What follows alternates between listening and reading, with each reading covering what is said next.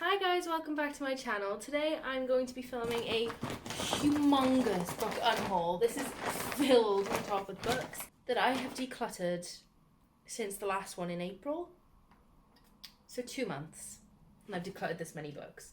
Just a disclaimer, I do get rid of books all the time. If I don't love a book or think it has, even if I do love a book and it doesn't have great reread potential, it's not staying. So there is a lot of books here that I do like that just don't have the reread potential I would like and therefore aren't staying with me. Don't be offended. I'm sorry. A lot of these are going to family as well because my grandma and granddad have dibs them. Let's get straight into it. The first book series I suppose I'm getting rid of is the Darkest Powers series, and that is The Summoning, The Awakening and The Reckoning by Kelly Armstrong. This was a book series I adored when I was a teenager, and I still remember it to this day. I never remember any characters' names, but I know the character's name is Chloe Saunders in this, and I haven't read this since I was probably 14, 15, and I still remember the character's name. I probably read it about 8 or 9 times. It's a fantasy series about a girl who is in a boarding school, I think, is it a boarding school? Her family leave her there because she's a bit weird. She can see ghosts. And there she meets a boy and 2 boys who are brothers, and they are also fantastical in their own ways. These are dusty, so these are really making my nose itch. And yeah, I just think if I reread it now, it might ruin it for me, and I don't want that to happen. So I'm just going to cut my losses and let them go. But these were a good series. Trash, but good. You like good trash. Next, I'm getting ready. Next, I'm getting rid of this Harry Potter and the Deathly Hallows copy. It's just a random hardback first edition I have. I have all these books in paperback. I would rather keep them in paperback. I don't need second copies of that book, so I'm just getting rid of it. Next is The Beautiful Poetry of Donald Trump. Now, before you all think I'm a Trump supporter, absolutely goddamn not. For a start, I'm British, so I'm not anyone's supporter in America, but I certainly am not a Trump supporter.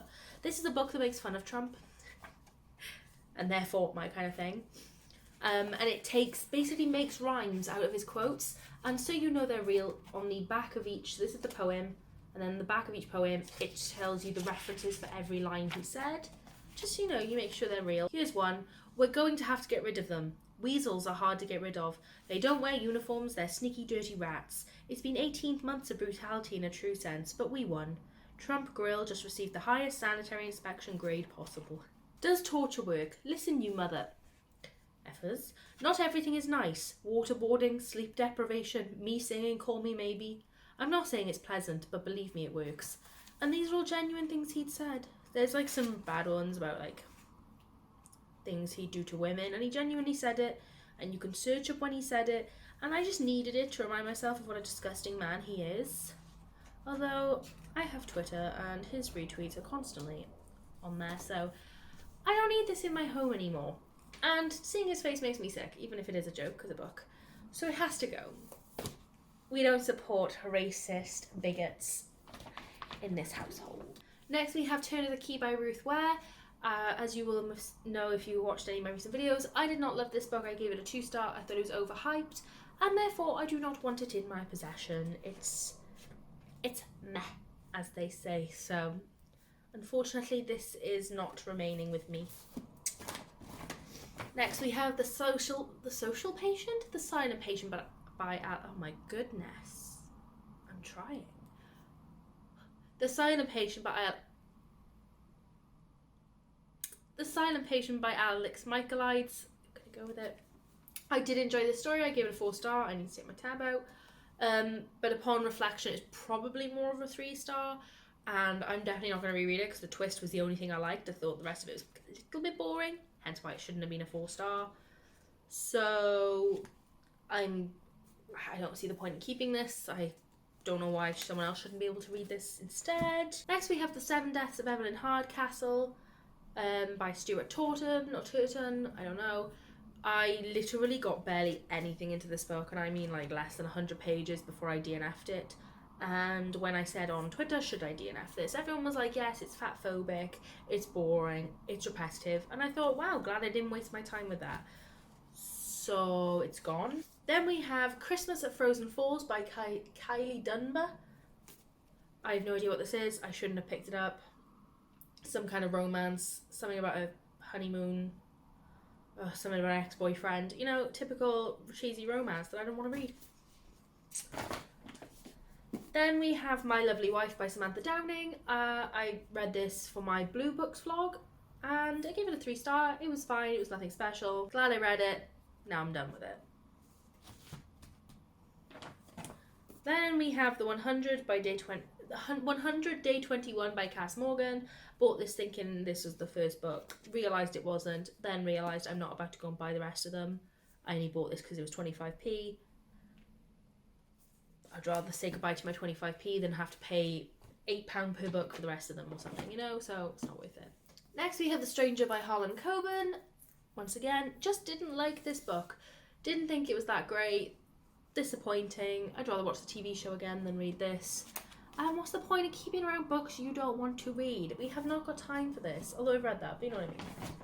Then we have The Secrets of Happiness by Lucy Diamond. Once again, I don't know why I picked this up. I shouldn't have, but I did. I have no idea what it's about. I should have read it before I picked it up, and I did not, so that can go out of my life. Then we have The Messenger of Fear by Michael Grant. This keeps trying to leave me, and then keeps coming back, and then trying to leave, and then I keep bringing it back. It's gotta go. The only reason I want it is because of the sprayed edges, but it's gotta go. It's not my thing. Some kind of horror dystopian or something.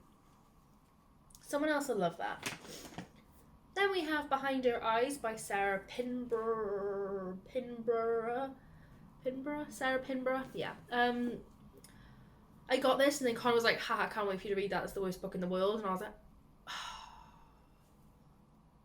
Fab. And then when I finally told him, look, I'm not going to read this, I've got rid of it. He's like, can I tell you what was wrong with it? I said, yeah. So he told me the ending and I'm so glad I didn't read it. Oh my God, this book pile is going to fall without a doubt. Then we have Yesterday by Felicia Yap. I'd love to be able to talk. This is about a woman whose husband is being accused of murder or something and she only remembers 24 hours prior, so she's trying to rely on her diaries for her memories or something along those lines. I mean, we're almost there, lads. Next we have The Last Day by Andrew Hunter Murray. This is the dystopian about the end of the world, or like pandemic thing, and yeah, it was well up my alley until I started reading it and realised they had completely falsely advertised this, and this was not good, and the writing style was not good, and I did not enjoy what I read of this, despite it being less than 100 pages. I just realised this year, I do not have time to be reading bad books, and I'm sorry, but if I have to get through 100 pages of your book to start enjoying it, it's not a good book for me, and I don't want to read it anymore. So I'm gonna stop forcing myself through books because it's not worth it. And that is why that one did not make it. Next was The Guest List by Lucy Foley. A good book for sure. Gave it a 4-star, enjoyed it. But it hasn't got the reread potential that I would want from it. And therefore it can go to someone else who would rather read it than me reread it. Then we have Shatter Me by Tahereh Mafi.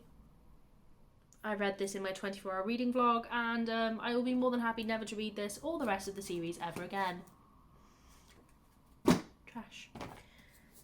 Then we have Under Your Skin by Sabine Durrant. I lost this in my suitcase for about 6 months, found it in my suitcase after about 6 months and realised, wow, didn't care about that book one bit.